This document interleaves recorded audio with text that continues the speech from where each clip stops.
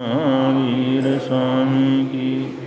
परम गौर तपस्वी स्वामी श्री निहाल चंद जी महाराज, परम सरलात्मा दादा गुरुदेव श्री खूबचंद जी महाराज, संघ संरक्षक बहुसूत्र पूज्य गुरुदेव श्री फूलचंद जी महाराज, उत्तर भारतीय प्रवर्तक शासन सूर्य पूज्य गुरुदेव श्री शांति स्वरूप जी महाराज, श्रवण संघीय सलाहकार भीष्म पितामह पूज्य गुरुदेव श्री सोमति प्रकाश जी महाराज, नमो हरिहंताण,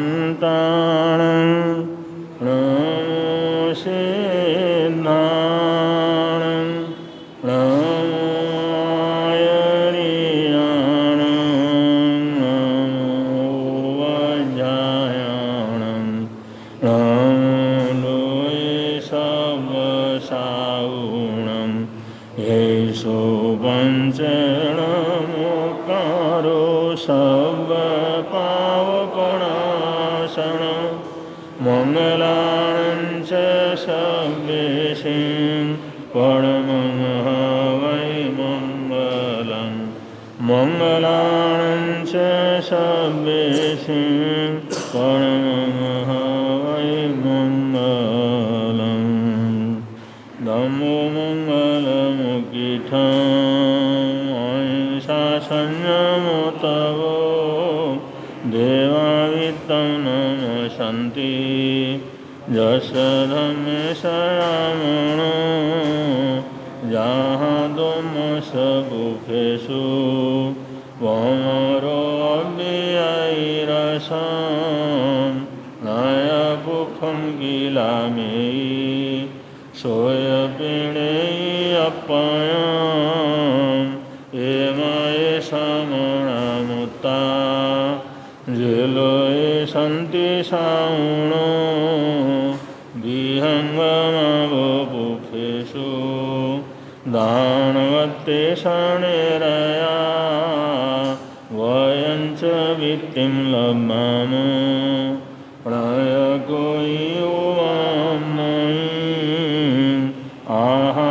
गणेशूरियन्ते कुफेषु भौमराजाः मोगारसमाबुद्धा जेवन्ति अनिशया नानापिण्डरया तेन उच्यन्ते शाणोति।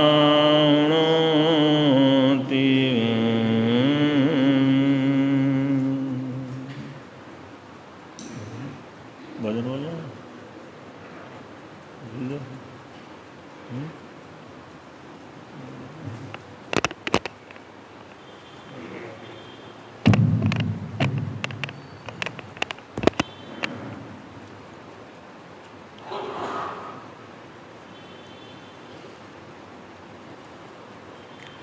समय बीत जाए नहीं लौट आए, समय की ये बहती धारा कौन रोक पाए। समय बीत जाए नहीं लौट आए, समय की ये बहती धारा कौन रोक पाए। समय रहते रहते ही जो संभल जाते हैं, समय रहते रहते ही जो संभल जाते हैं, वे ही अपनी जिंदगी में कुछ कर पाते हैं। वे ही अपनी जिंदगी में कुछ कर पाते हैं। करते हैं हम कल्पनाएं आने, करते हैं हम कल्पनाएं आने, पर होता वो ही जो कर्मों की रे, पर होता वो ही जो कर्मों की रे, खुशी गम सब है तेरे कर्मों का फल, क्या जाने ना तो संभाव से सुख दुख जो सहते जाते हैं, संभाव से सुख दुख जो सहते जाते हैं, वे ही अपनी जिंदगी में कुछ कर पाते हैं, वे ही अपनी जिंदगी में कुछ कर पाते हैं। समय बीत जाए नहीं लौट आए, समय की ये बहती धारा कौन रोक पाए। समय रहते रहते ही जो संभल जाते हैं, वे ही अपनी जिंदगी में कुछ कर पाते हैं, वे ही अपनी जिंदगी में कुछ कर पाते हैं। नर भव मिलाए भी है एक संयोग, नर भव मिलाए भी है एक संयोग, करना है इसका हमें सदुपयोग, करना है इसका हमें सदुपयोग।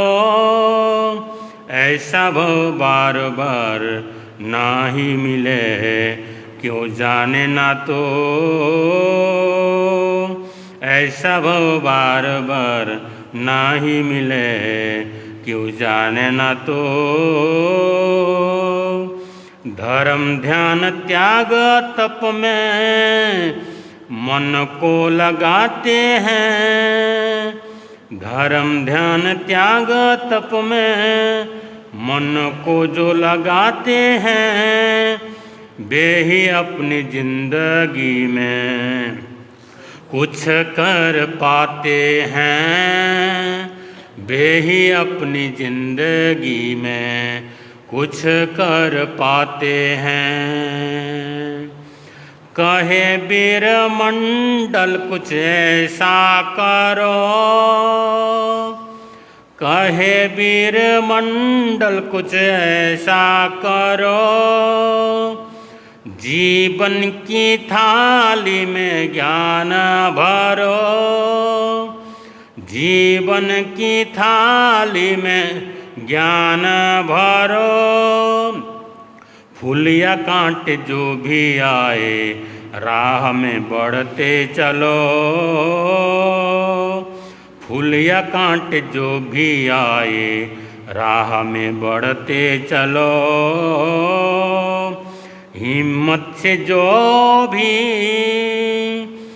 आगे बढ़ते ही जाते हैं, हिम्मत से जो भी आगे बढ़ते ही जाते हैं, वे ही अपनी जिंदगी में कुछ कर पाते हैं, वे ही अपनी जिंदगी में कुछ कर पाते हैं। समय बीत जाए नहीं लौट आए, समय की ये बहती धारा कौन रोक पाए। समय रहते रहते ही जो संभल जाते हैं, समय रहते रहते ही जो संभल जाते हैं, वे ही अपनी जिंदगी में कुछ कर पाते हैं, वे ही अपनी जिंदगी में कुछ कर पाते हैं, वे ही अपनी जिंदगी में कुछ कर पाते हैं।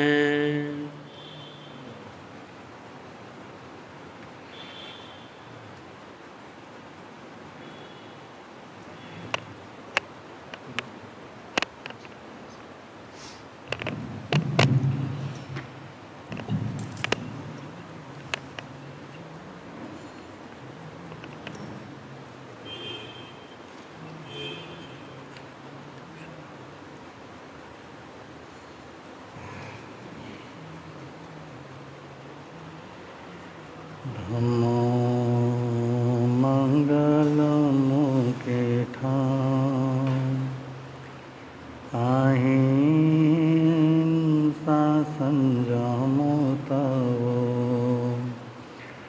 देवा वित्तं नमं सन्ति जस धम्मे संयमणो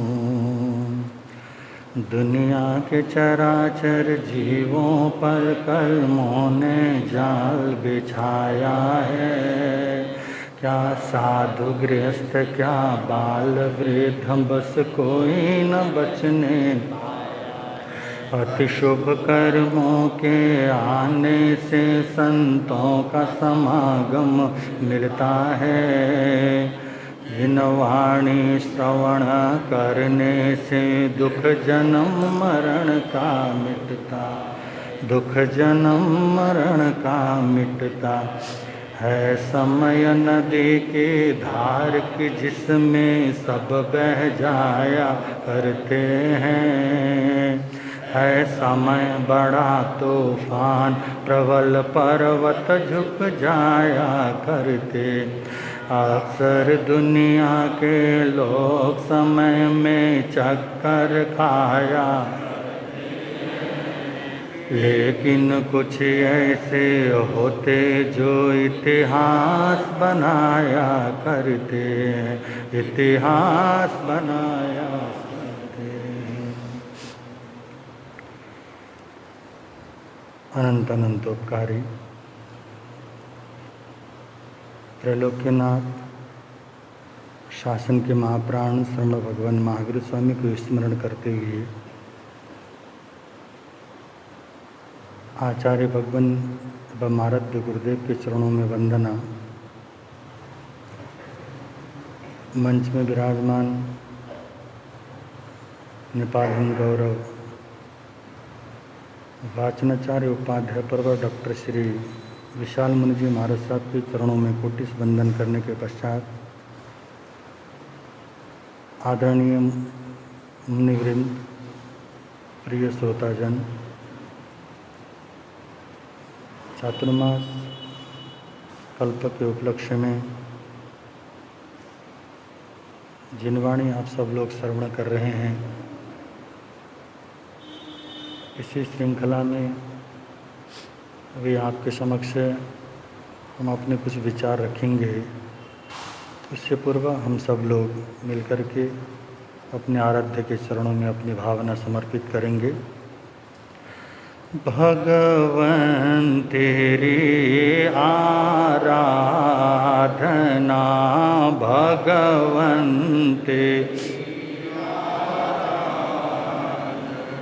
मेरी जिंदगी की शान हो, मुझे एक यही वरदान दो, मुझे एक यही मेरी आत्मा बलवान हो, भगवन तेरी आराधना, भगवन तेरी। मुझे सुख की कोई परवाह नहीं, दुख में भी निकले नहीं।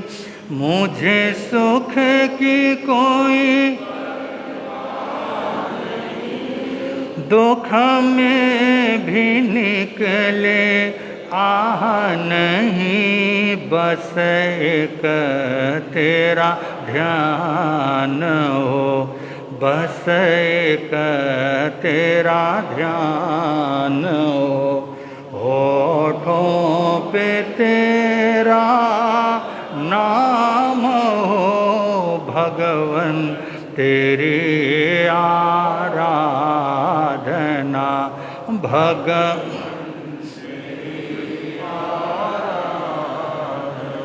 तो सूर्य है मैं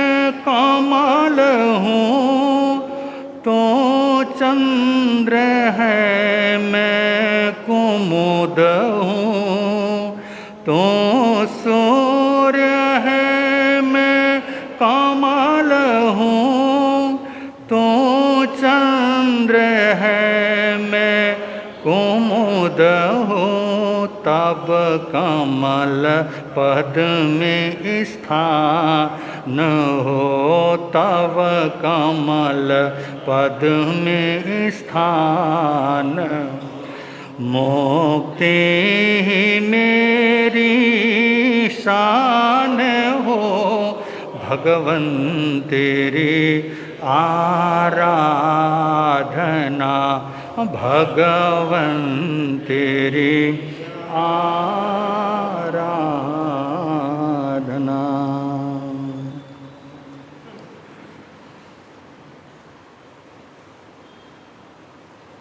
श्रमण भगवान महावीर ने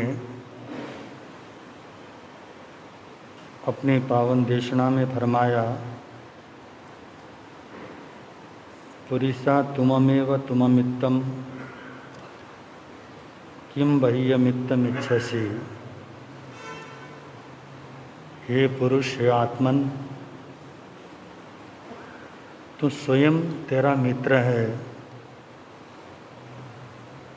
फिर बाहर तो किस मित्र को ढूंढ रहा है। बाहर कोई भिन्न मित्र नहीं है।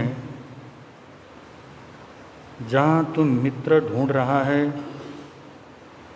जिस जगह पर तुम मित्र खोज रहा है, वहाँ कोई तेरा मित्र नहीं है। और जिंदगी भर की हमारी खोज अधूरी रह जाती है। और अधूरी रहने के पीछे भी कारण ये है, जहाँ कुछ न हो वहाँ पर अगर हम कोई चीज़ ढूंढते हैं, खोजते हैं, तो असफलता मिलना स्वाभाविक ही है। सफलता हमें तब मिलती है जब हमारा लक्ष्य साफ हो, जिस दिशा में हमारे कदम बढ़ रहे हों, उसी दिशा में हमारी मंजिल होनी चाहिए।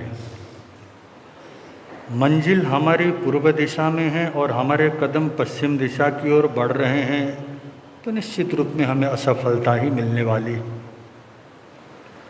आज हम लोग ढूंढते हैं, सुख ढूंढ रहे हैं और मित्र बनाते हैं, साथी बनाते हैं, क्या पता ये मुझे सुख देगा।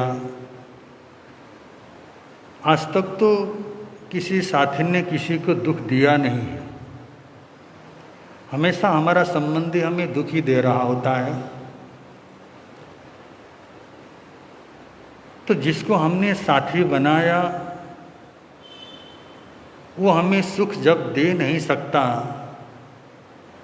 तो हमें सुख के लिए कौन सा ऐसा मित्र है जिस मित्र को हमें ढूंढना है, खोजना है और उसको पाना है। सुख के लिए ही तो हम लोग धन बटोरते हैं, है ना। एक व्यक्ति है जिसे धन बटोरने में रस आता है और जिंदगी भर धन को जमा करता है, पर उसके पीछे उसका लक्ष्य है कि मुझे सुख मिलेगा। और दूसरा व्यक्ति है वो समाज सेवा करता है और समाज सेवा में वो व्यक्ति रस ले रहा होता है। वास्तव में दोनों विषय में या दोनों विषय की भिन्नता होने पर भी जब रसग्राहिता का नाम आएगा, दोनों में समानता रहेगी। या समानता ही है इन दोनों में। दोनों की राग ग्रसित जो मन है, इसमें कोई बहुत ज़्यादा फर्क नहीं है। ठीक है, व्यक्ति धन बटोरता है, उससे समाज का कोई लाभ नहीं है। धन बटोरने वाले व्यक्ति से समाज को आज तक कोई लाभ नहीं हुआ है। वो स्वयं अपने को लाभान्वित बना लेता है, स्वयं के लाभान्वित होने के लिए वो धन जमा करता है, बटोरता है। परंतु एक जो समाज सेवा है, समाज सेवा करने वाला व्यक्ति समाज सेवा में रस ले रहा है और उसको समाज सम्मान देता है, सत्कार करता है, अभिनंदन पत्र देते हैं, अच्छे पत्र पत्रिकाओं में उसका नाम छप जाता है, ये उसको मिल जाता है। तो बंधु, क्या वास्तव में समाज सेवा ही आध्यात्म है? और गहराई से सोचो बंधु, समाज सेवा में रस लेने का कारण भी एक प्रकार से वो आध्यात्म में, या अध्यात्म उसको कहना उचित नहीं होगा। आध्यात्म तो वो है जिसका मन शांत होता है, ध्यानस्थ अवस्था से संसार के हर आकर्षण से अपने आप को मुक्त कर लिया, वही तो आनंद को उपलब्ध हो सकता है, आध्यात्म को, चाहे उसको धर्म को हो। अब हमारे मन में कभी कभी ये विचार आता है कि मैं समाज सेवक बनना चाहता हूँ और सबसे श्रेष्ठ समाज सेवक बनना चाहता हूँ। ऐसे भावों में कभी कभी हम गलत रास्ता चुन लेते हैं, गलत रास्ता अपनाना पड़ता है। पहले आप ये देखो कि समाज को मेरी सेवा की आवश्यकता है या नहीं, पहले हम ये तो देखें। हाँ, समाज को आपकी सेवा की आवश्यकता है तो जरूर आप अपनी सेवाएं समाज को दें। परंतु अगर आपको अपनी प्रतिष्ठा बनानी है, आपने अपना रिकॉर्ड बनाना है और आपने किसी को दिखाना है और इसके लिए आप अगर समाज सेवा कर रहे हैं तो बंधु, यहाँ भी हम गलत रास्ते पे क्या कर जाते हैं, चल जाते हैं। एक बार ऐसी क्लास चल रही थी, चलते चलते कुछ जनसेवा की बात आई होगी, तो अध्यापक ने कहा कि हे बच्चों, सेवा करना ये अच्छा होता है, दूसरों की मदद करना, दूसरों का परोपकार करना, सहयोग करना ये अच्छा होता है। ऐसी कुछ बातें उसने कही और कहा कि कल जब तुम क्लास में आओ तो कोई ना कोई एक परोपकार का काम जरूर कर लेना, अच्छा काम तुम जरूर कर लेना। ऐसा उनको प्रेरणा दिया और बच्चे घर चले गए। दूसरे दिन इसी तरह से क्लास लगी तो टीचर ने पूछा, एक बच्चे को खड़ा किया और उस बच्चे से कहा कि भाई बताओ तुमने कौन सी सेवा की इस 24 घंटे में? तो उसने कहा कि मास्टर जी, मैं घर से स्कूल आ रहा था, रास्ते में एक बूढ़ी स्त्री थी, उस बूढ़ी स्त्री को मैंने रास्ता पार करवाया। तो टीचर ने कहा बहुत अच्छा किया, क्योंकि वृद्ध महिला है, असावधानी के कारण कहीं कोई दुर्घटना घट सकती है, इसलिए तुमने जो बूढ़ी स्त्री को रास्ता पार करवाया बहुत अच्छा काम किया और इसी तरह से सेवाएं किया करो। उसके बगल वाले से पूछा कि भाई तुमने कौन सा कार्य किया? तो उसने कहा कि मास्टर जी, मैंने भी बूढ़ी स्त्री को रास्ता पार करवाया।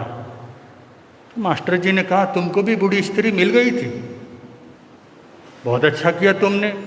फिर तीसरे से पूछा कि तुमने क्या किया? तो तीसरा भी कहता है कि मास्टर जी, मैंने बूढ़ी स्त्री को रास्ता पार करवाया। पर तुम तीनों को बूढ़ी स्त्रियां मिल गई थी? तो उन्होंने कहा नहीं मास्टर जी, बूढ़ी स्त्रियां 3 नहीं थी, बूढ़ी स्त्री तो एक ही थी। पहले उसने उधर ले गया, फिर मैं उसको इधर लाया और फिर मैं उसको उसी जगह पर छोड़ दिया। अब बेचारा उस बूढ़ी स्त्री का बेचारा शरीर में शक्ति कितनी है, ताकत कितनी है, उससे कोई लेना देना नहीं, क्योंकि मास्टर जी ने कहा है तो हमको सेवा करनी है, कोई उपकार का काम करना है। तो बूढ़ी स्त्री को बेचारे को जबरदस्ती रास्ता क्या करते रहे, पार करवाते रहे। ये अवस्था हमारी भी हो सकती है। कभी कभी हम सोचते हैं कि मुझे समाज सेवा का अवसर मिल जाए, होता है ना, कहीं कहीं मन में भावनाएं आती हैं कि समाज सेवा का अवसर मिल जाए। अगर ऐसी भावनाएं हमारे मन में आती है तो भी उचित नहीं। आपको क्या लगता है कि कोई व्यक्ति दीन दुखी बने और उसके बाद में उसकी सेवा करूं? ऐसा भाव भी मन में आना कोई आवश्यक नहीं। सेवा भावी और समाज सेवक या जिसके अंदर सेवाओं के भाव होते हैं, वो तो बंदो जहाँ देखता है कि मेरी आवश्यकता है, वहाँ पे तुरंत वो काम कर देता है और काम के बाद फिर वो अपना मुंह मोड़ लेता है। फिर किसी प्रकार की कोई कामना नहीं, किसी प्रकार की कोई भावना नहीं है, किसी प्रकार की सम्मान का उसके अंदर कोई लालसा नहीं। आज हम लोग कितने ऐसी चीज़ें देखते हैं जो हमारी आवश्यक होती है, परंतु हम मुंह मोड़ के क्या हो जाते हैं, चल देते हैं। और इसके लिए बहुत सारे काम हैं। आप सामान्य जीवन को देखो, जो दिनचर्या के रूप में हम लोग जो कार्य करते हैं। कभी कभी आप किसी धर्मशाला में जाकर रुकते हैं, किसी होटल में जाकर के रुकते हैं, और होटल में जाकर के रुकते समय आप देखना, जब आप उस होटल के कमरे में जाते हैं, बाथरूम में चले जाते हैं, अगर वहाँ पर आधा बाल्टी पानी भरा हो तो आप क्या करते हो, उस पानी को उपयोग लाते हो, उपयोग में लाते हो, फेंक देते हो। क्यों फेंकते हैं? क्या आपको अच्छा नहीं लगता? पता नहीं किस व्यक्ति ने किस तरह से गंदगी का पानी रखा हो। जब आपको दूसरे के उस पानी से घृणा होती है, तो जब आप अपना काम करते हैं उस समय आधा बाल्टी पानी छोड़ के आप निकलते क्यों हैं? आपको तब भी तो ये सोचना चाहिए, जब मेरे को औरों की बातें अच्छी नहीं लगती, औरों का कार्य मुझे पसंद नहीं है, तो मैं भी वो व्यवहार तो ना करूं। आप कहीं भी जाओ, ये घर की बात नहीं है। घर में तो हो सकता है कि आप कर ही लेते होंगे, परंतु बाहर भी कहीं जाते हो और जाते जाते कहीं कोई पानी टपक रहा है, पानी चू रहा है, हम उसको क्या कर दें, नल को बंद करने के भाव आ जाएं। ये नहीं कि महाराज ने बोला है और आज हम ये क्या करेंगे। हमारे मन में वो दया, करुणा और उस परोपकार का भाव आ जाना चाहिए। स्वार्थ के वशीभूत तो कोई भी व्यक्ति क्या करता है, अच्छा कार्य कर लेता है, सेवा का कार्य कर लेता है। तो बंधु, जीवन में सेवा इतना सहज भाव में आता भी नहीं। मैं अभी आपको जो समाज सेवा की बात कर रहा हूँ, एक समाज सेवा है। अब वैसे तो सेवाएं कई प्रकार की होती हैं, 3 प्रकार की सेवा है। राष्ट्र की सेवा है, समाज की सेवा है, परिवार की सेवा है और स्व सेवा है। जो राष्ट्र सेवक होता है उसको तो राष्ट्र सेवा के बदौलत उसको कुछ न कुछ पारिश्रमिक मिलता है, चाहे वो सैनिक के रूप में, पुलिस हो, कर्मचारी हो। सरकारी कर्मचारी कहते तो कि हम राष्ट्र सेवक हैं, परंतु राष्ट्र सेवक की अपेक्षा में वो बहुत कुछ चाहते हैं कि मुझे ये मिल जाए, और उनको मिलता भी है। और बंधु, दूसरा होता है समाज सेवा। समाज सेवा करने पर किसी को आज तक पैसा मिला नहीं मिलता है, उसको अभिनंदन पत्र मिल सकते हैं, समाज में सम्मान मिल सकता है, और समाज के सम्मान के साथ ही उसकी सेवा यहाँ तो समाप्त हो जाती है। तीसरी है परिवार की सेवा। हम अपने बुजुर्गों की सेवा करते हैं, माता पिताओं की सेवा करते हैं, तो उनकी सेवा के एवज में हमको सम्मान भी नहीं मिलता। क्या मिलता है? वहाँ संतुष्टि मिलती है कि मेरा कर्तव्य है, माता पिता की सेवा करना मेरा कर्तव्य है, और उसको संतुष्टि मिलती है कि हाँ, मैंने कुछ किया है और अच्छा कर रहा हूँ, ऐसा भाव उसके मन में आता है। तो बंधु, परिवार की सेवा से संतोष मिलता है, समाज की सेवा से सम्मान मिलता है, और राष्ट्र की सेवा से उसको अर्थ मिलता है। परंतु चतुर्थ सेवा है स्व सेवा, अपनी सेवा। ये कैसे करोगे? स्व सेवा के लिए समाज से चंदा लो और अच्छी सी गाड़ी में घूमो, ये स्व सेवा है? नहीं। स्व सेवा का मतलब होता है मैं अपनी आत्मा की सेवा करूं, अपनी सेवा करूं। मेरा अगर खान पान गलत है तो कम से कम मैं अपने जीवन को सुधार लूं, मैं अपने खान पान को शुद्ध कर लूं। मैं खान पान सुधारता हूं तो मैं अपनी सेवा करता हूं, और जो अपनी सेवा करता है उसको आनंद की उपलब्धि होती है, शाश्वत आनंद, शाश्वत सुख मिलता है उसको। बंधु, मोक्षगामी जो आत्माएं होती हैं वो अपनी सेवा क्या करते हैं? स्वयं की सेवा करते हैं। किसी भी प्रकार का कोई भी मेरे मन के अंदर ऐसा भाव ना आ जाए जिससे कि मेरा मन मलिन हो, मेरी आत्मा में दाग लगे, ऐसा कार्य मुझसे न हो। और अपनी सेवा में हमेशा जागरूक रहता है, हमेशा वो अपरमत्त होकर के कार्य करता है। तो बंधु, इस तरह की सेवाओं के क्या होते हैं? भाव होते हैं। तो जीवन में अनेक तरह के ये जो भाव आते हैं, तो बंधु हम लोग प्रतिदिन जिन गुरुओं का नाम स्मरण करते हैं और हमको लगता है नाम के आगे हम लगाते भी हैं सरल आत्मा परम सेवा भावी खूबचंद जी महाराज, उनके जीवन को ही हम देखें, इतनी उम्र है उनकी, लगभग 52 साल तक तो उन्होंने संयम, थोड़ी उम्र में दीक्षा ली। और दीक्षा कब किस अवस्था में ली? घर में अपनी माताजी की मृत्यु हो जाती है एक ही दिन में, बड़े भाई की पत्नी की मृत्यु हो गई तो मन में वैराग्य आया। और आप लोगों के मन में या हमारे मन में भाव आ सकता है कि इतनी बड़ी दुर्घटना के बाद तो किसी के मन में भी वैराग्य आ सकता है, ऐसा हम लोग सोचते हैं। नहीं, वैराग्य के भाव इतने आसानी से नहीं आते। आप लोग के जीवन में भी बहुत सारे दुख और तकलीफें आई होंगी, बहुत सारी समस्याएं आई होंगी। कितनी बड़ी समस्या जीवन में क्यों ना आए, व्यक्ति मरने के लिए तो तैयार हो जाता है, आत्महत्या करने के भाव मन में आ जाते हैं, परंतु दीक्षा लेने का भाव नहीं आता। मरने को तैयार हो जाते, कितने लोग पंखे में लटक जाते हैं, कुएं में कूद जाते हैं, जहर पी लेते हैं, अपने जीवन लीला को समाप्त करते हैं। भला किसके मन में ये भाव आया, चलो संसार से क्या करूं, विमुक्त होकर के संयम जीवन को अपना लूं, और संयम जीवन को अपनाना ही श्रेष्ठ रहेगा, ऐसा ज्ञान नहीं आता।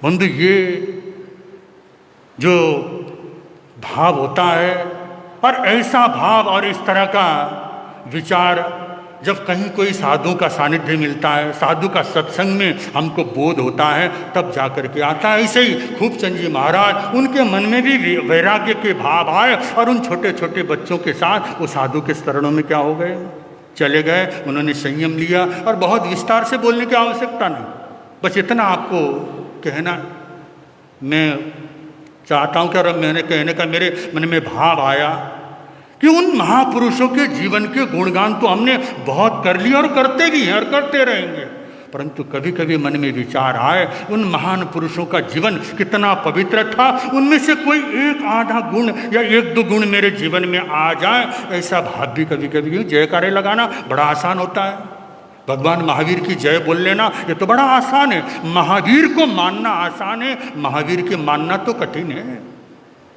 कि महावीर को मानना आसान है। महावीर कौन थे? कौन थे महावीर? जीन थे। महावीर एक जीन होता है, दूसरा जैन होता है। जीन और जैन में कोई फर्क मालूम पड़ता है आपको? जीन कौन होता है, जैन कौन होता है? जीन वो होता है जिसने जीत लिया, अपने इंद्रियों को अपने बस में कर लिया, इंद्रियों पर विजय प्राप्त कर लिया, मन को अपने बस में कर लिया, जिसने जीत लिया, जीन अवस्था में पहुंचा, वो जीन होता है। और जैन कौन होता है? जीन के पीछे लगने वाला जैन होता है। हम तो सिर्फ पीछे लगना जानते हैं, जीन हो गए बस उसके पीछे क्या करो, तो हम लोग जैन हो गए कि हम उस जीन के पीछे पीछे लग गए, और हम सोचते हैं कि हमारा तो कल्याण जैन होने से ही हो गया। नहीं तो बंदो, जीतना अपने आंतरिक उन बुराइयों पर, अपनी इंद्रियों पर विजय प्राप्त करने वाला जैन होता है। ऐसा उन गुरुओं के नाम के आगे लगने वाली जो पदवियाँ हैं या जो उनकी उपमाएं हैं, उन उपमाएं पर भी हम थोड़ा सा चिंतन करते तो पता चलता है कि परम सेवाभावी, क्योंकि सेवाभावी होना इतना सरल नहीं है, सहज नहीं है। और घोर तपस्वी स्वामी श्री निहाल चंद जी महाराज साहब के साथ छाया की तरह वो क्या करते थे, रहते थे। और आपने बहुत जगह पर पढ़ा भी होगा कि घोर तपस्वी निहाल चंद जी महाराज खूबचंद जी महाराज साहब को कहते थे, तू मेरा तेजस शरीर है, तू अलग नहीं हो सकता मुझसे, तू अलग हो नहीं सकता। इतना गहरा दोनों के बीच में लगाव। और बंदो, कितनी सरलता है जीवन में, उम्र है, फिर भी बंदो मन में ऐसी पवित्रता है कि स्वहि उज्जय वेशु धम्मो शुद्ध से चित्तई। जो सरल हृदय होता है उसके मन में धर्म का वास करता है। ऐसे पवित्र आत्माएं जो है हलुकर्मी होते हैं, चरम शरीरी होते हैं, और ऐसी आत्माएं शीघ्र मोक्षगामी होती हैं। तो ऐसे उनके मन के अंदर सरलता है। हम अपने प्रवचनों के माध्यम से, अपने वक्तव्य के माध्यम से लाखों लोगों को अपने पीछे लगा लेते हैं, वो आसान है, परंतु जीवन में सरलता का आना और सेवा का होना ये बड़ा कठिन है। और दोनों ही गुण हमारे पूज्य गुरुदेव सरल आत्मा श्री खूबचंद जी महाराज साहब के जीवन में थी। और जो व्यक्ति सेवा करता है, ये ध्यान रखना है, जो व्यक्ति औरों की सेवा लेना नहीं चाहता, सिर्फ अपनी सेवा ही वो अपना धर्म मान करके सेवा कर लेता है, ऐसा व्यक्ति जीवन में इतना स्वस्थ रहता है। और बंधुओं, अंतिम समय तक भी पूज्य श्री खूबचंद जी महाराज साहब को किसी की सेवा की आवश्यकता नहीं पड़ी। 1971 आषाढ़ सुदी पूर्णमासी का दिन, जो कल हम लोग ने इतना अच्छा सुंदर जाप के माध्यम से दादा गुरुदेव स्वामी श्री खूबचंद जी महाराज साहब को उनके पुण्यतिथि पर श्रद्धा के सुमन समर्पित किए। तैसे ही अंतिम समय में भी, क्योंकि वाचनाचार्य प्रवर श्री जी प्रवचन में अक्सर फरमाया करते थे, उनको अपने ज्येष्ठ मुनिराज उनके संकेत से उन्होंने कहा कि अब इस संसार में मुझे नहीं रहना, चल खूबचंद अब तो क्या कर, हमारे साथ चल। और उनने आसन कंधे में लिया और सपने में क्या हो गए, उन गुरुओं के पीछे लग गए। तो दूसरे दिन बंधु प्रातः काल को उत्तर भारतीय प्रवर्तक शांति स्वरूप जी महाराज साहब बहुश्रुत स्वामी श्री फूलचंद जी महाराज साहब से कहते हैं कि मुझे संथारा दो। शरीर स्वस्थ है, निरोगी काया है, और ऐसे समय में अगर कोई ये कहता है कि मुझे संथारा दो, तो बंधु उसके जीवन की बहुत बड़ी सफलता है। आज हम सब लोगों को कहता है, बहुत सारे लोग कहते भी हैं, बस महाराज ऐसी कृपा करो जब मृत्यु आ जाए ना, पता ना फट से प्राण निकल जाए।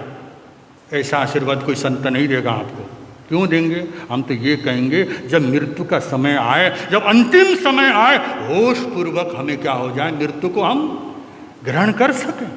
हम तो बेहोश होना चाहते हैं, हमको पता न लगे, वो अंतिम समय में हमको कहीं कोई ज्ञान न हो कि हम संसार से क्या हो रहे हैं, विदा हो रहे हैं। ऐसा भाव हमारे मन में आता, क्योंकि हम डरपोक हैं। डरपोक इसलिए हैं क्योंकि हमारे पास कोई पूंजी नहीं है, भविष्य में ले जाने के लिए पूंजी नहीं है। हमको स्वयं को पता है ना, मैंने क्या किया जीवन में, मेरा जीवन कैसा है, इसके बारे में तो मुझे पता है। मैं तो ये सोचा बस कल करेंगे धर्म ध्यान, परसों करेंगे धर्म ध्यान, करते करते जीवन क्या होता है। कई लोग कहते हैं बस आशीर्वाद दो, और लंबी उम्र की आशीर्वाद भी लोगों के मन में कई भावना रहती है।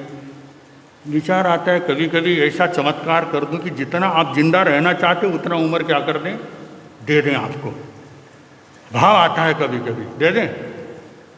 कितने वर्ष तक जीना चाहते हो? बस एक ही बार बोलना, 2 बार नहीं। एक बार बोलोगे महाराज बस ज़्यादा नहीं 90 साल तक दे दो, और जब पहुँचोगे 85 साल के बाद, नहीं थोड़ा सा 10 साल और डाल दो। जब आज तक तूने कुछ नहीं किया, तेरे को लगता है कि मेरा जीवन बिल्कुल अधूरा है, तो अब 10 साल में क्या करेगा, 20 साल में क्या करेगा? जिसने करना है बंधु, जितना मिला है समय, उसी समय को वो उपयोग कर लेता है, सदुपयोग कर लेता है, और जाते समय बिल्कुल संसार से इसे चला जाता है, होश पूर्वक समाधि मरण के साथ चला जाता है। जैसे कि हमारे आराध्य देव स्वामी श्री खूबचंद जी महाराज साहब, उन्होंने आषाढ़ शुद्ध पूर्णमासी के दिन क्या कर लिया, संथारा किया, और कहते हैं बंधु थोड़े से समय में हिचकी आई और संसार से क्या हो गए, होश पूर्वक। उम्र कोई छोटी नहीं थी, वृद्धावस्था में भी ऐसा शरीर स्वस्थ रहना। और इस तरह की मृत्यु उन्हीं व्यक्ति को प्राप्त होती है जिन्होंने जीवन को साधा हो। तो इसलिए जीवन में मृत्यु को महोत्सव बनाने की कला आ जाए, और जिसका मृत्यु सुधर जाता है बंधु, उसका तो भव क्या हो जाता है, सुधर जाता है। ऐसे हम आराध्य खूबचंद जी महाराज साहब, उनके प्रति श्रद्धा के सुमन हम सब लोग अपने भावनाओं में रखेंगे, क्योंकि हमारे वो आराध्य हैं, और उन आराध्यों का ही हम पर बहुत बड़ा उपकार है। तो हम सब लोग मिल करके आराध्य गुरुदेव को क्या करेंगे, संगीत के रूप में, भजन के रूप में श्रद्धा के पुष्प समर्पित करेंगे। गुरुवर जहाँ होंगे रोशन वहाँ होंगे, गुरुवर जहाँ होंगे रोशन वहाँ होंगे, दीपक धर्म की नूर वो आबाद करेंगे, हम याद करेंगे। गुरुवर जहाँ होंगे रोशन वहाँ होंगे, दीपक धर्म के नूर वो आबाद करेंगे, हम याद करेंगे गुरुवर जहाँ होंगे। उनके नूर से फूल खिले गुलजारों में, नाम है रोशन उनका चाँद सितारों में। उनके नूर से फूल खिले गुलजारों में, नाम है उनका रोशन चाँद सितारों में। उनका ही लेकर नाम सब फरियाद करेंगे, हम याद करेंगे गुरुवर जहाँ होंगे, रोशन वहाँ होंगे। दीपक धर्म के नूर वो आबाद करेंगे, हम याद। बसे हैं हर दिल में वो दिल के साजों में, गूंज रहे हैं गीतों की आवाज़ों में। बसे हैं हर दिल में वो दिल के साजों में, गूंज रहे हैं गीतों की आवाज़ों में। उनका करम उनकी दया हम याद करेंगे, हम याद करेंगे गुरुवर जहाँ होंगे, रोशन वहाँ होंगे। दीपक धर्म के नूर वो आबाद करेंगे, हम। आप लोग सचमुच में सोए तो नहीं हो ना? हाँ, कितने अच्छे श्रोता हो आप लोग, ईमानदार श्रोता हो। आप लोगों को लगता है बोलने का काम सिर्फ साधुओं का ही है, बिल्कुल हमारा ही है। परंतु भजन में अगर आप सहयोगी बनते हो तो शायद आपके भी कर्मों की निर्जरा हो जाए। नहीं, क्योंकि आप लोग सो रहे हैं, पता लगता है कि आप लोग का चेहरा थोड़ा उदास है। पहले भी कहा था ना मैंने, जब कोई व्यक्ति प्रवचन में आता है और उसका उदास चेहरा देखते हैं तब तो हमको बड़ा बुरा लगता है। कितना बुरा लगता है जब आप कहीं बन ठन करके तैयार होकर के बाहर जाना चाहते हैं तो उस समय बड़े से शीशे में जाके अपने वस्त्रों को देखते हैं। आपके वस्त्रों में अगर जरा सा सलवट आ जाए तो आपको अच्छा नहीं लगता, आपके वस्त्रों का सलवट आपको अच्छा नहीं लगता। ऐसे प्रवचन में जब आपके चेहरे की जो सलवटें होती है ना, वो भी हमको अच्छा क्या करता है। तो आप थोड़ा सा मुस्कुराते हुए क्या करो, आपको ऐसा लगना चाहिए कि हम प्रवचन में आए हैं, बहुत अच्छी जगह पर आए हैं और हमको बहुत अच्छा क्या कर रहा है, लग रहा है। अगर नहीं भी लग रहा तो भी थोड़ा मुस्कुरा दिया करो, सामने वाले का हौसला बनता है कि आज के बाद क्या पता हम और क्या हो जाए, हमसे हमारा हौसला अच्छा बने और आप क्या करो, अच्छा अच्छा आपको सुनने को मिले। तो या तो आपको समझ में नहीं आ रहा, समझ में तो आ रहा ना। कई बहनें कहते हैं महाराज इस कोने के अंदर आवाज़ समझ में नहीं आती, आ रही समझ में आवाज़। तो आवाज़ समझ में नहीं आती, वो आवाज़ नहीं आती जो भजनों की होती है। अगर यहाँ जरा सा कहीं कुछ ऐसा ऊपर नीचे बोल दिया जाए फिर सब बातें समझ में आएंगी आपको। जो नहीं समझना होता है वो भी क्या कर लेते हो, बना बुनू के समझ लेते हो। महाराज ने बोला था इसका मतलब यही होना चाहिए। तो इसलिए जब भजन गाया जाता है तो आप लोग क्या करो, साथ दो। और आप ये कहोगे मुझे, हम लोग को तर्ज नहीं आता, तर्ज तो जैसे जैसा हम बोलते वैसा कर, आए तो भी बोलना, नहीं आए तो भी क्या करना, गुरुओं का नाम ही तो है। तो आप बोलोगे गुरुवर जहाँ होंगे रोशन वहाँ होंगे, दीपक धर्म की नूर वो आबाद करेंगे, हम याद करेंगे गुरुवर जहाँ होंगे, रोशन वहाँ होंगे, दीपक धर्म के नूर वो आबाद करेंगे, हम याद। किस्सा है मशहूर ये उनकी रहमत का, देखा जिन्होंने काम ये उनकी हिम्मत का, किस्सा है मशहूर ये उनकी रहमत का। देखा जिन्होंने काम ये उनकी हिम्मत का, उनकी कहानी को सदा वो याद करेंगे, हम याद करेंगे। गुरुवर जहाँ होंगे रोशन वहाँ होंगे, दीपक धर्म की नूर वो आबाद करेंगे। गुरुवर जहाँ होंगे। बंदो, जीवन की सार्थकता इसी में है कि हम दूसरों के लिए कितने उपयोगी बने। जब हम दूसरे के लिए उपयोगी बनते हैं तो ही दुनिया हमको याद करती है, कोई दुनिया हमको याद कर रही होती है। हमें अपने जीवन को सार्थक बनाने के लिए बंदो इस नश्वर शरीर से ऐसा काम कर डालो कि कम आप शाश्वत बन जाओ। नश्वर शरीर से शाश्वत बना जा सकता है, परंतु उसके लिए कुछ हमको करना पड़ेगा। जीवन में थोड़ी बहुत सहन शक्ति अगर आ जाए, नहीं गर्मी का समय है, जरा सा गर्मी आ जाए हो जाए तो सहन शक्ति क्या हो गई, समाप्त हो गई। बस तुरंत पंखा चाहिए, तुरंत एसी चाहिए, ठंडक चाहिए। कोशिश करो ना थोड़ी देर, क्या पता सहन हो जाए। सहन शक्ति के साथ साथ में बंदो ठीक है, आप लोग कहोगे अभी शरीर इतना मजबूत नहीं है, कमज़ोर है, इसलिए सहन शक्ति नहीं है। ठीक है, सहन शक्ति नहीं है तो समझ तो आ जाए, समझ रहे।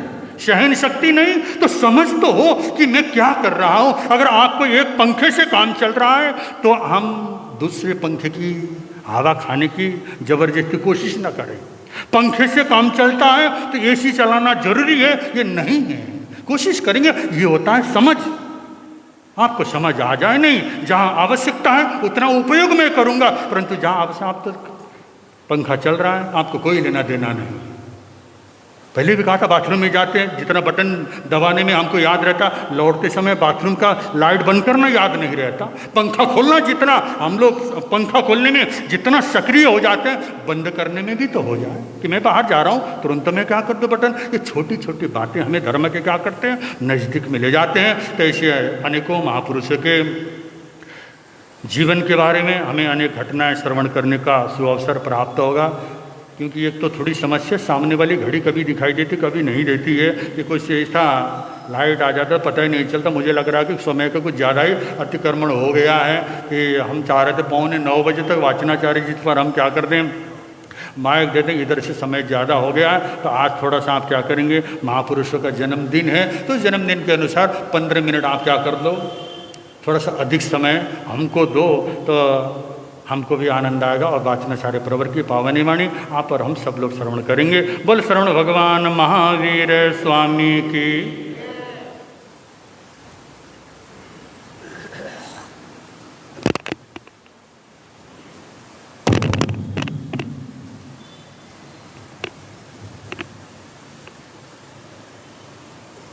त्रिभुवन पीड़ा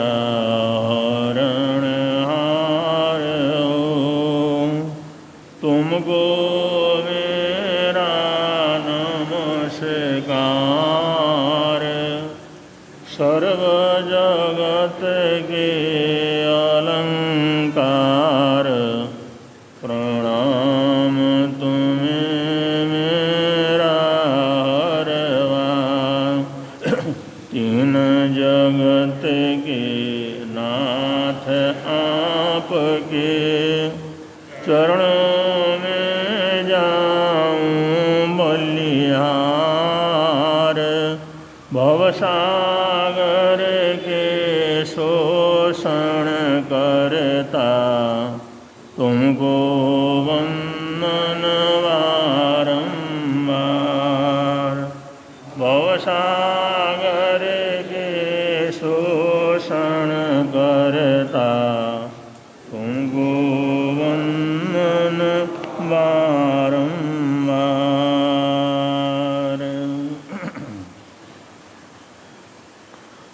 अभी आपने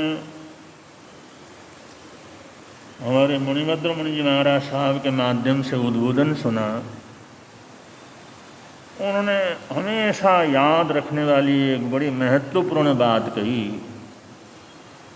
जीवन में उतार चढ़ाव आते हैं, तकलीफ़ें आती हैं, बहुत बार बड़ी ठोकर लगती है, हृदय टूटता है, इंसान निराश हो जाता है,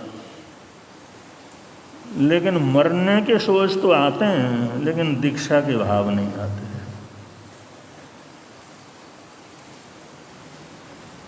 आत्महत्या की कोशिश तो करता है, लेकिन दीक्षा की कोशिश नहीं करता। इसलिए दीक्षा के भाव आना, संयम के भाव आना, त्याग मार्ग के ऊपर चलने के विचारों का आना, संसार के प्रति उदासीनता का आना, ये जन्मों जन्मों की पुण्यवानी का उदय रहता। अगर सरलता से आते हैं, आदमी मरने की तो कोशिश करता है, लेकिन दीक्षा लेने की कोशिश नहीं करता, और आत्महत्या करके मरता है तो शास्त्रकार कहते हैं करीबन करीबन गति बिगड़ती है। क्योंकि क्रोध में करता है, वेदना में करता है, आर्त ध्यान में करता है, रौद्र ध्यान में करता है, गुस्से में करता है, निराश होकर के करता है, परेशान होकर के करता है, तो उसकी गति हमेशा बिगड़ती। तो अच्छा सोच आना कितनी बड़ी पुण्यवानी की बात है। आप लोग ये समझ लो, अगर सामायिक के विचार आते हैं, प्रवचन में आने के विचार आते हैं, कुछ सुनने के विचार आते हैं, ये समझ लो पुण्यवानी का उदय चल रहा है। तो इस माध्यम से आराध्य गुरुदेव खूबचंद जी महाराज साहब के चरणों में श्रद्धा के अनंत अनंत पुष्प समर्पित किए गए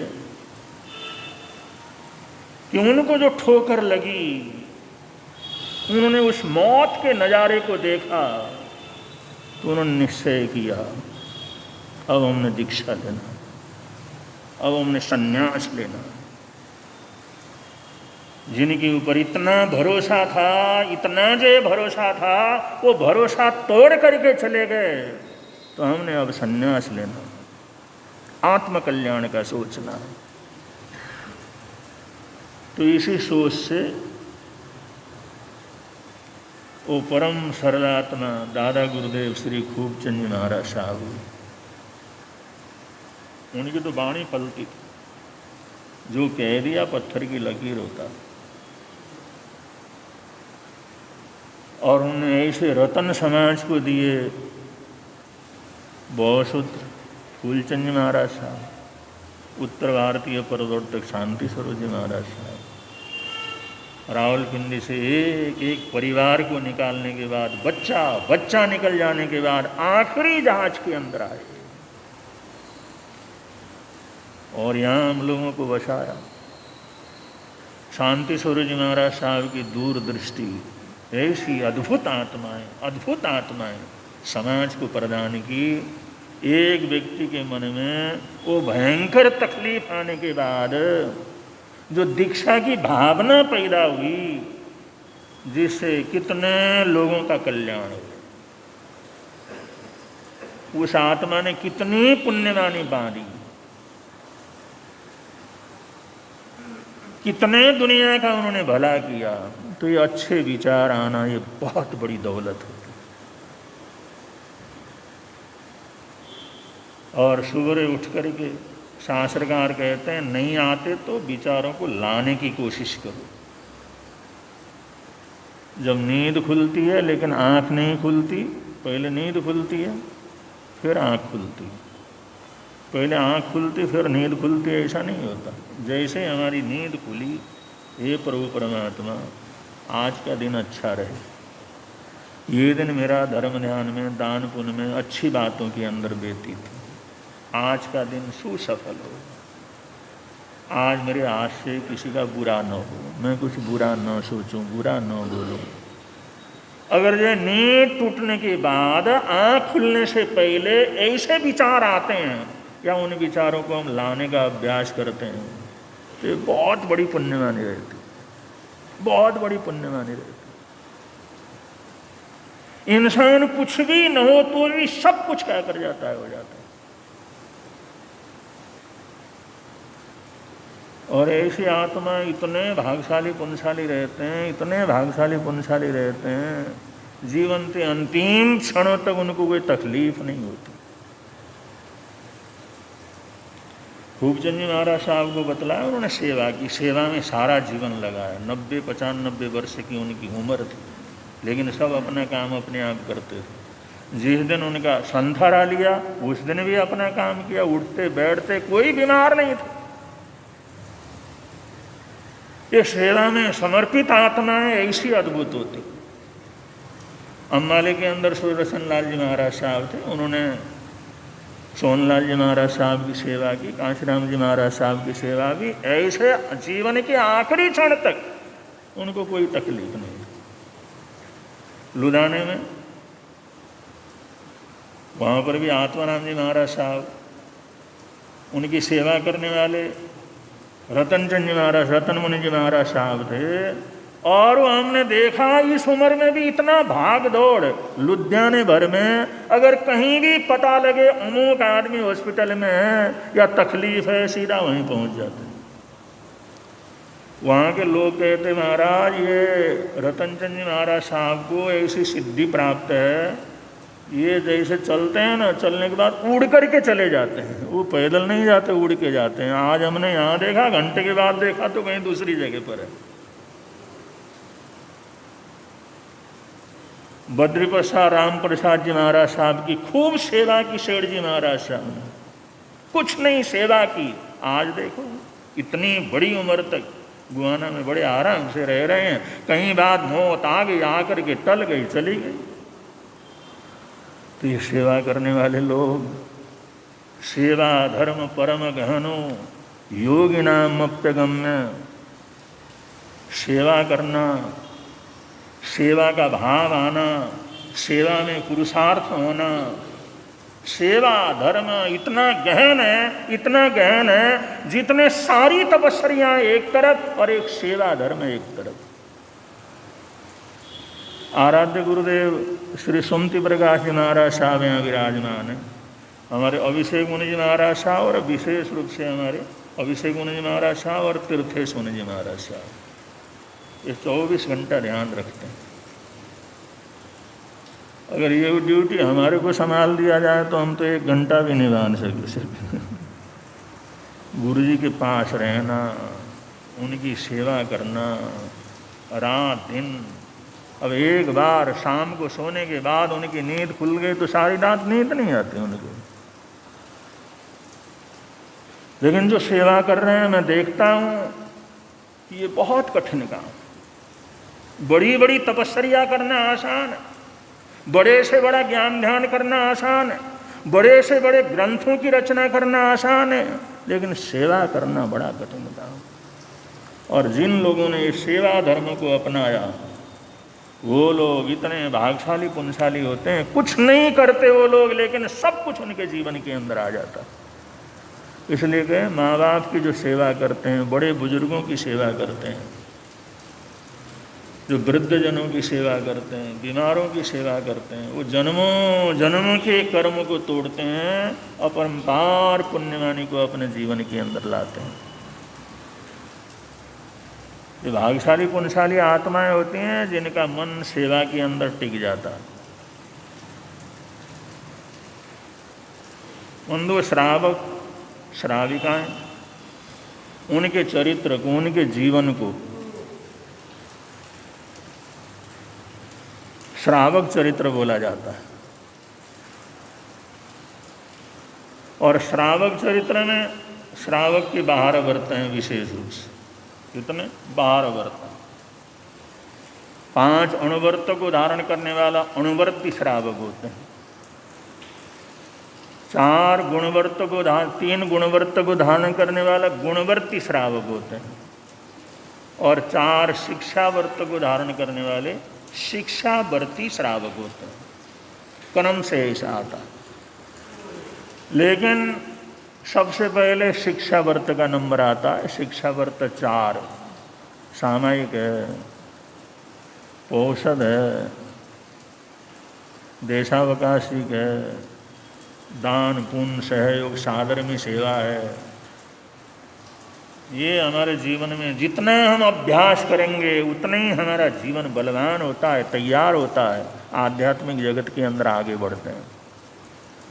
और अणुव्रतों को धारण करने से पहले इन व्रतों को धारण करना सबसे पहले जरूर है। पर शिक्षा व्रत का अभ्यास करें, फिर गुण व्रतों का अभ्यास करें। इनका अभ्यास करने वाला ही वास्तव के अंदर अणुवर्ती क्या कर सकता है, हो सकता है, जन्मों जन्मों के कर्मों को तोड़ सकता है, श्रवणभूत श्रावक बन सकता है, श्रावक होते हुए भी श्रवणों जैसा जीवन हो सकता है, अगर इस क्रम से आदमी चले।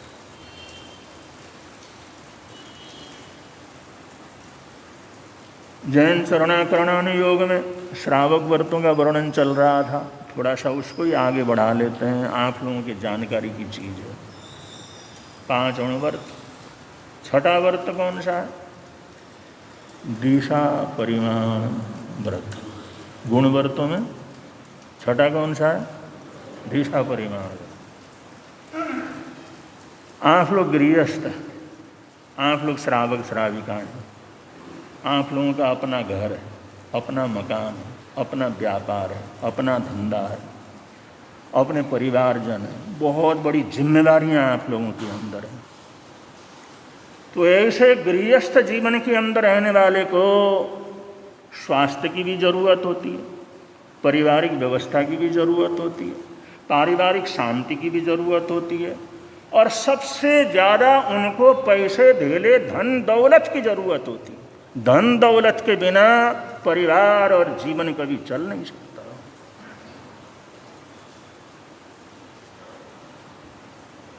धन को प्राण बोला जाता है। धन है तो प्राण है। अगर धन ही न हो, पैसा ही न हो, बंधु शास्त्रकार कहते हैं अगर कौड़ियाँ हैं तो साधु कौड़ी का नहीं होता। कौड़ी रखता है मतलब पैसा रखता है तो साधु की कीमत खत्म हो जाती है। लेकिन अगर पैसा न हो तो गृहस्थी की कीमत कौड़ी का रह जाता है। कौड़ी के बिना गृहस्थ कौड़ी का हो जाता है, और कौड़ी रखता है तो साधु का जीवन कौड़ी का हो जाता है। हमारा श्रृंगार है हम पैसे से अलग रहें, धन दौलत से अलग रहें। और आप लोगों का है कि जितना आप लोगों के बाद धन वैभव हो, जितनी समृद्धि हो, जितना अच्छा आप लोगों का कारोबार व्यापार हो, जितना धंधा अच्छा हो, जितना काम आप कर सको, ये संघ का सौभाग्य होता है।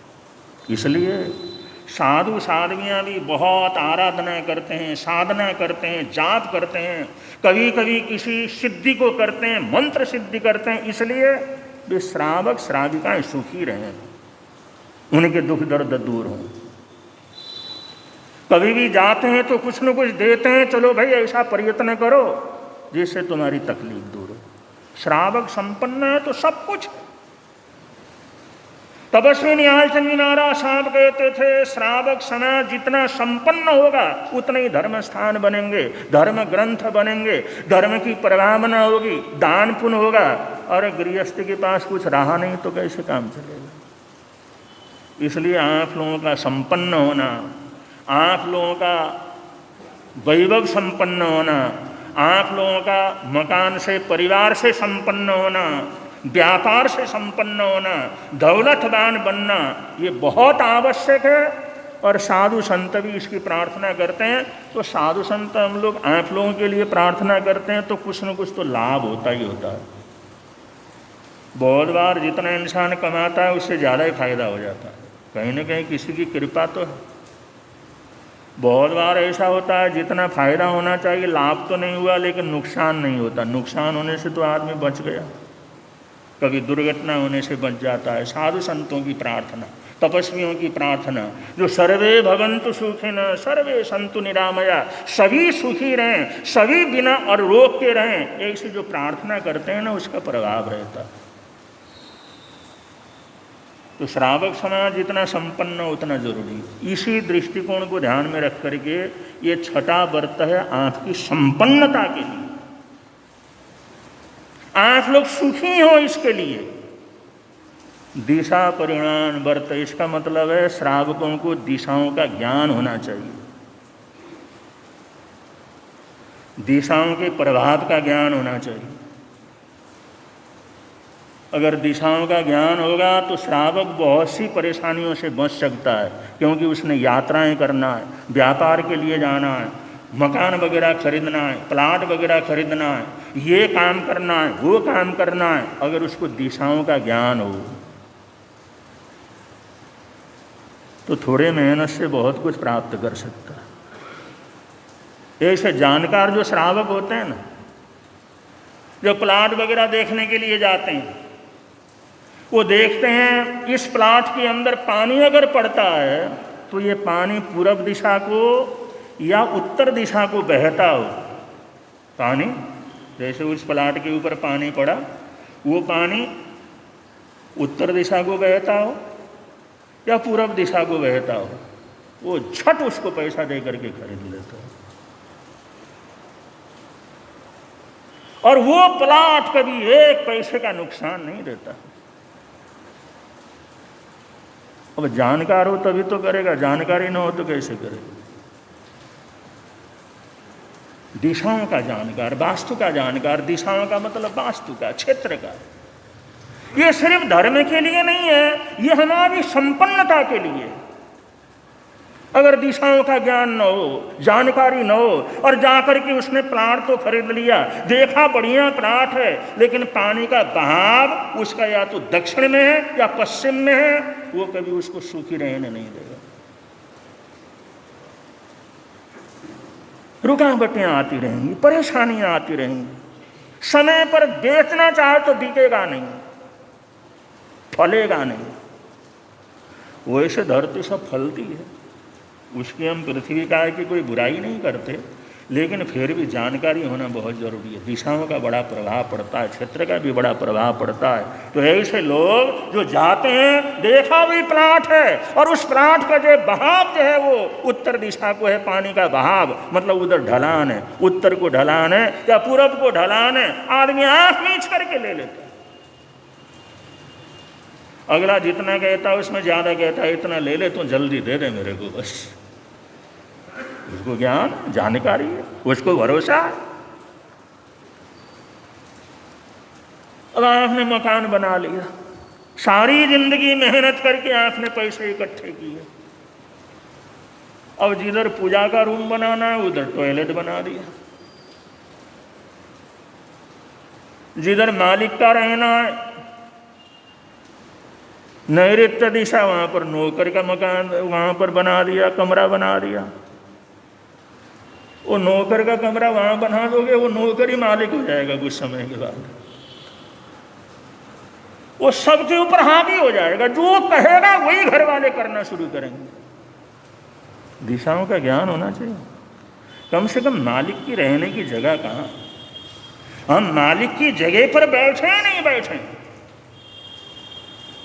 अगर मालिक की जगह बैठे तो मालिकियत उसकी रहेगी, और वहां पर किराए को दे दिया किसी को, किराएदार कभी ना कभी उस मकान को ले लेगा उसको।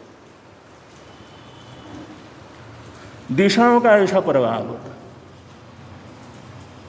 जहां रसोई बनाना, वहां पर तुमने कुछ और बना दिया, जहां उल्टी दिशा है वहां पर रसोई बना दी, वहां पर या तो सब्जी में नमक ज़्यादा हो जाएगा, या मीठा ज़्यादा हो जाएगा, या सब्जी जल जाएगी, या रोटी जल जाएगी, या बनाने वाले को तकलीफ होगी, वो बीमार हो जाएगा, उसको वो जो बनाने वाली बहन है उनको कुछ न कुछ परेशानी हो जाएगी, कुछ न कुछ दुर्घटना घटती रहेगी, क्योंकि हमने उल्टी दिशा के अंदर उसको रख दिया। चलो भाई, पुराने समय से जो चल रहा है तो ठीक है, हर जगह शहर में नहीं बदल सकते, लेकिन कम से कम दिशाओं का ज्ञान हो तो नया मकान तो नए तरीके से बना सकते हैं ना। ज्ञान हो तभी तो करेगा। अगर दिशाओं का बोध हो, दिशाओं की जानकारी हो, दिशाओं के हिसाब से, ज्ञान से हमने लिया हुआ हो और उस हिसाब से हमने अपना मकान बनाया हो, तो वहाँ पर शांति रहेगी, अमन चैन रहेगा, बड़ों का आदर रहेगा, लक्ष्मी टिक कर के रहेगी। वहाँ पर रहेंगे तो बीमार नहीं होंगे। और बहुत से लोग कहते हैं महाराज हमारे घर में बीमारी है, हम रोज रात भर नींद नहीं आती, बड़ी परेशानी हो जाती है। वो जाते हैं देख लेते हैं, अगर दक्षिण को पैर करके सोओगे तो रात को नींद आएगी, नींद सोओगे तो 10 बार जो है नींद खुलेगी। दक्षिण को पैर करके सोते हैं तो अशांति अशांति रहेगी। और बेडरूम बनाते समय आदमी सोच लेता है ना, दक्षिण को मैंने सिर करके नहीं सोना।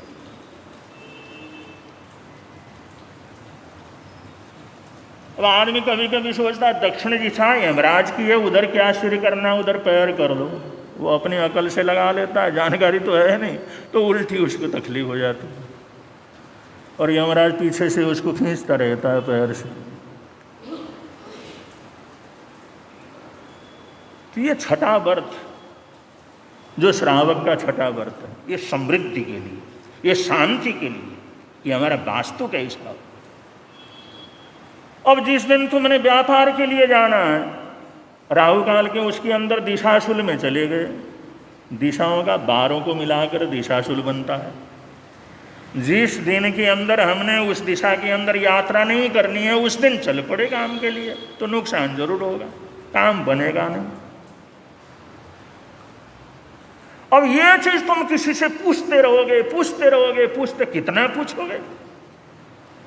और बतलाने वाला भी उल्टा सीधा बतला दिया तो क्या होगा? इसलिए खुद का ज्ञान होना, हमारे को दिशाओं का बोध होना, दिशाओं की जानकारी होनी। अगर दिशाओं का ज्ञान है, दिशाओं के प्रभाव का ज्ञान है, किस दिशा में कौन से देव का प्रभाव रहता है, ये हमारे ज्ञान है। कौन से बार के अंदर कौन सी दिशा के अंदर जाना है, कौन सी दिशा में नहीं जाना है, इसका पता लगे। कौन से दिन के अंदर चंद्रमा हमारा सन्मुख रहता है या बाएं हाथ के अंदर रहता है, इसकी अगर जानकारी हो जाए, ये छोटी छोटी जानकारियां हैं, इनसे बहुत सी छोटी छोटी मुसीबत को इंसान टाल सकता है। और ये छोटी छोटी जानकारियां नहीं हो तो छोटी छोटी मुसीबतें आती रहती हैं, और वो छोटी छोटी मुसीबत में ही पता नहीं कितना धन दौलत चला जाता है। बंधु, पानी टपकता है ना घर के अंदर, कहीं नल में पानी टपकता है तो उसमें पता नहीं कितना पानी टपक जाता है, दुनिया भर का पानी टपक जाता है, एक एक बूंद टपकता है। तो आप लोग थोड़ा सा तो हुआ ना ये दिशा व्रत, जिसको गुणव्रत कहते हैं, छठा व्रत। जिसने छठे व्रत को, वो कहना जिसने दिशा का पूरा ज्ञान हो, पूरा अभ्यास हो, छठे व्रत को धारण करता है। छठे व्रत को धारण करने वाला दिशाओं का, दिशाओं के प्रभाव का सब उसको जानकारी होती है, उस जानकारी के अनुसार चलता है, तो वहाँ पर थोड़ा सा खर्चा होता है, ज़्यादा उसको मिल जाता है, सौदे बड़े अच्छे हो जाते हैं, काम उसका बन जाता है, रुकावटें उसकी दूर हो जाती हैं, जो सोचो उसका काम हो जाता है। होगा तो समृद्धि बढ़ेगी, दौलत बढ़ेगी, पैसा बढ़ेगा, काम कारोबार व्यापार बढ़ेगा, और ये बढ़ेगा तो सुखी रहेगा ना। और विशेष रूप से तो हमारा जो समाज जितना भी है ना, ये व्यापारी कौन, व्यापारी लोग। और व्यापारियों की स्थिति यही है कि चोर उचक्के सब किसके पीछे पड़े रहते हैं, व्यापारी के पीछे पड़े रहते हैं। चोर उचक्के हमेशा देखते हैं कहीं इसके घर में चोरी करने का मौका मिल जाए, पुलिस वाले व्यापारी के पीछे पड़े रहते, देखते रहते। इनकम टैक्स वाले वो भी व्यापारी के पीछे पड़े रहते, सेल टैक्स वाले हैं वो भी उनके पीछे पड़े रहते हैं। तो व्यापारी के पीछे कितने लोग हैं,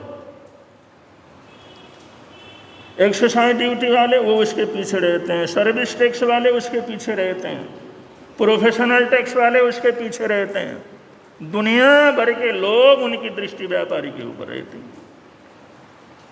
डाकू चोर उचक्के हमेशा उसकी नज़रों के अंदर रहता, तो उसको अपनी सेफ्टी चाहिए, सिर्फ बाहर की सेफ्टी नहीं, अपनी जानकारी की, अपने ज्ञान की, अपने समझ की। और सरकार भी व्यापारी के पीछे रहती। आज टैक्स देने वाला सारा व्यापारी समाज तो है, और बांटने को तो पता नहीं कहाँ कहाँ फ्री के अंदर बांट देते हैं, अपने वोट के लिए कहाँ कहाँ लगा देते हैं, अपने ऐश्वर्याशर्त के लिए कितना कितना करते हैं, लेकिन टैक्स देने वालों को क्या दे सुविधा, कौन से अधिकार है उनको? सारा पैसा समाज, व्यापारी समाज देता है, लेकिन फिर भी उसके पीछे पड़े रहे, क्योंकि उनको मजबूरन कुछ न कुछ गड़बड़ सड़बड़ करना पड़ता है। वो कहते जितना कमाओ सारा का सारा तो लूटने वाले चारों तरफ बैठे हुए। बस आर्मी उनके पीछे नहीं है, और तो सारे व्यापारी के पीछे ही क्या करते हैं, पड़े रहते हैं। तो बंधुओं, अपनी सेफ्टी के लिए जानकारी होना, बर्तों की जानकारी होना भी जरूरी है। छठे बर्त की जानकारी होना जरूरी है, जिससे हमारी सुरक्षा भी बनी रहे, हम जो मेहनत से कमाई भी कर सकें और अच्छे होकर के रह सकें। तो ये जो व्रत है ना, 12 व्रत, ये सिर्फ जो है हमारे धार्मिक के ही नहीं है, हमारे सामाजिक जीवन के लिए, पारिवारिक जीवन के लिए, हमारे सुख सौभाग्य के लिए परम आवश्यक हैं। तो ये जानकारी लेकर के व्रत धारण करते हैं तो आदमी बहुत मजबूत हो जाता है। तो आगे जैसा प्रसंग आएगा समय के अनुसार बतलाएंगे। आप लोग आए, आप सबके लिए बहुत बहुत मंगल कामनाएं, बहुत बहुत सद्भावनाएं। आप लोग समय पर आते हैं, लाभ लेते हैं, बहुत बहुत आशीर्वाद। हमारे पुनीत मुनि जी के बड़े अच्छे भजन रहते हैं, हमारे मणिभद्र मुनि जी महाराज साहब का प्रवचन भजन दोनों ही उनके बड़े अच्छे रहते हैं। इसलिए समय पर आप लोग आएँ, और हम 7:15 से पहले यहाँ पाटे के ऊपर पहुँच जाते हैं। आप लोग भी पहले पहुँचो तो और भी अच्छा है, तो ज़रूर टाइम निकाल लीजिए। और ये बड़ी उम्र में बुजुर्ग जो होते हैं ना, बुजुर्ग अगर सुबह सुबह उठें, थोड़ा सा घूमें फिरें, थानक में आएँ, इम्यूनिटी अपनी अच्छी करें, हंसे खेलें मिलें, तो जितना आदमी बूढ़ा हो जाता है उतना ही सुंदर होता चला जाता है, उतने उसके चेहरे की चमक बढ़नी शुरू हो जाती है, उतना ही एक्टिव हो जाता है। सिर्फ श्रृंगार के साधनों से नहीं, आने जाने से, घर से आओगे जाओगे, समाधि में आओगे, घूमोगे, सुबह सुबह उठोगे, नहा धोगे, तैयार हो जाओगे, थानक में आओगे, एक्टिविटी बढ़ेगी, तो इससे शरीर का बल भी बढ़ता है, शरीर का सौंदर्य भी बढ़ता है, शरीर की ताकत भी बढ़ती है। इसलिए ऐसे अभ्यास में, ऐसी चीज़ में, जिसको काम को करने से सब तरह का लाभ हो, 1 घंटे का प्रवचन का आप लोग नियम बनाएंगे, आपकी सारा दिन का जो शेड्यूल अच्छा हो जाएगा। और सुबह सुबह ऑक्सीजन के समय उठ के घूमे फिरे, उस समय श्वास वगैरह लिए, चले फिरे, थानक में आए, नहाए धोए, तैयार हुए, देखो क्या हमारे चेहरे की चमक आगे बढ़ती है, कुछ लगाने की ज़रूरत ही नहीं, साज सज्जा की ज़रूरत ही नहीं, और शरीर मजबूत हो जाता है। इसलिए ज़रूर ध्यान रखिए, ज़रूर आइए, ज़रूर लाभ लीजिए। इन्हीं मंगल कामनाओं के साथ बड़े प्रेम के साथ आप लोग बोलिए, मिलता है आनंद प्रभु की वाणी से, मिलता है आनंद प्रभु, प्रवर्तक शांति गुरुवर प्यारे, प्रवर्तक शांति गुरु, जीवन नैया के रखवारे, जीवन नैया जोड़ गए संबंध प्रभु की वाणी से, जोड़ गए संबंध प्रभु की वाणी से, मिलता है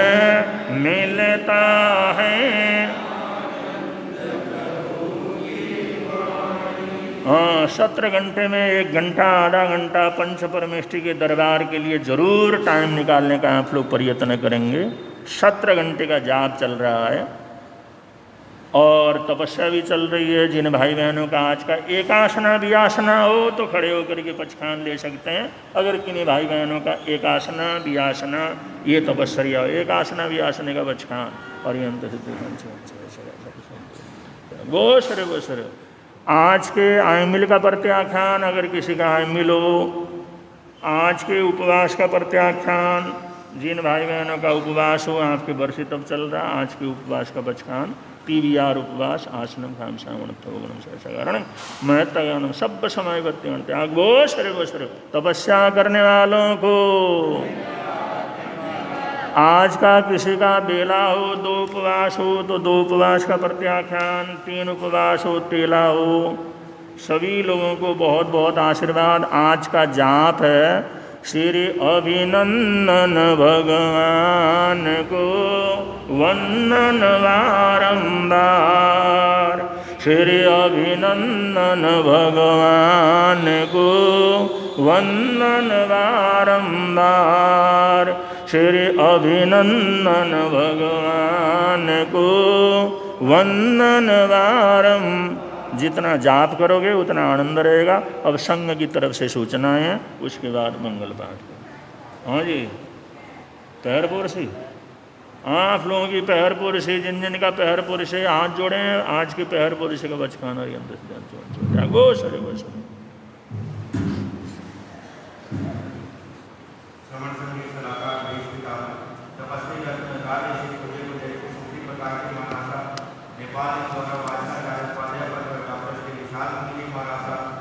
नेपाल के श्री मानव संस्थापक राष्ट्रसंत श्री मणिभद्र मुनि जी महाराज एवं पाठ संतों के पावन चरणों में कोटि प्रणाम नमस्कार करके सादा पूछता हूँ। गुरु निहाल दरबार में पधारे सभी को सादर कहते हैं। बाहर से पधारे सभी अतिथियों का श्री ऐसे जैन समाज रजिस्टर्ड जयनगर मेरठ हार्दिक स्वागत करती है, अभिनंदन करती है। आपकी नाश्ते एवं भोजन की व्यवस्था जैन भवन बराबर पर की गई है। कृपया पधार कर अनुग्रह करें, हमें सेवा का मौका अवश्य प्रदान करें। कल यहाँ पर गुरु निहाल दरबार में 11 घंटे का यहाँ आप सभी के सहयोग से बहुत सुंदर तरीके से संपन्न हुआ और चातुर्मास के प्रारंभ जो है 11 घंटे के हिसाब से यहाँ पर प्रारंभ हुआ। आज से 17 घंटे का जो सुबह 5 बजे से 10 बजे तक कारंजे वाले कमरे में प्रारंभ हो गया। आज का जो श्रीमती महिमा मंदिर कांता जैन परिवार 63B की तरफ से, कल का जो श्री रमन जैन सविता जैन 68B परिवार की तरफ से रहेगा। आप सभी से निवेदन अधिक से अधिक पाठ में अपना सहयोग प्रदान करें और जाप में आप वस्तिका का प्रयोग अवश्य करें। चातुर्मास प्रारंभ से ही श्री हरबंसलाल जी कृष्णावती जैन परिवार संरक्षक जी का परिवार उन्होंने मुख वस्तिका का सहयोग समाज को दिया है। मैं समाज की तरफ से आपका बहुत बहुत धन्यवाद और आभार करता हूँ।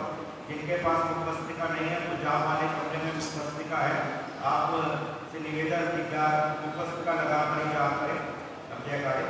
बोले शासनपति श्रवण भगवान महावीर स्वामी की जय, सभी आचार्य भगवंतों की जय, वर्तमान आचार्य श्री डॉक्टर श्री मुनि जी महाराज की जय, हो तपस्वी स्वामी श्री ज्ञानचंद जी महाराज की जय, दादा गुरुदेव स्वामी श्री खूबचंद जी महाराज की जय, संत संरक्षक स्वामी श्री खूबचंद जी महाराज की जय, देवलोक उत्तर भारती प्रवर्तक देव श्री शांति स्वरूप जी महाराज की जय, पंडित उपाध्याय श्री हेमचंद जी महाराज की जय, श्रमण संघी सलाहकार देश पितामह तपस्वी रत्नराज ऋषि पूज्य श्री सुखदेव प्रकाश जी महाराज की जय, नेपाल गौरव वाचनाचार्य प्राध्यापक डॉक्टर श्री विशाल मुनि जी महाराज की जय, उत्तर भारतीय प्रवर्तक राष्ट्र संत श्री आशीष मुनि जी महाराज की जय, नमकार साधन पंडित श्री विचक्षण मुनि जी महाराज की जय, सब साधु साध्वियों की जय, जैन धर्म की जय, श्रवण संघ की जय, आज के आनंद की जय। चत्तारि मंगलम अर्यंता मंगलम सिद्धा मंगलम साहू मंगलम केवली पुनत्तो धम्मो मंगलम। चत्तारि लोकोत्तम अर्यंता लोकोत्तम सिद्धा लोकोत्तम साहू लोकोत्तम केवली पुनत्तो धम्मो लोकोत्तमो। चत्तारि शरणं पवज्जामि अर्यन्ते शरणं पवज्जामि सिद्धे शरणं पवज्जामि साऊ शरणं पवज्जामि केवली पुनः त्वं धम्मं शरणं पवज्जामि ये चार शरण दुख हरण जगत में और न शरण कोई होगा जो भव प्राणी करे आराधन उसका अजर अमर पद होगा उसका सदा ही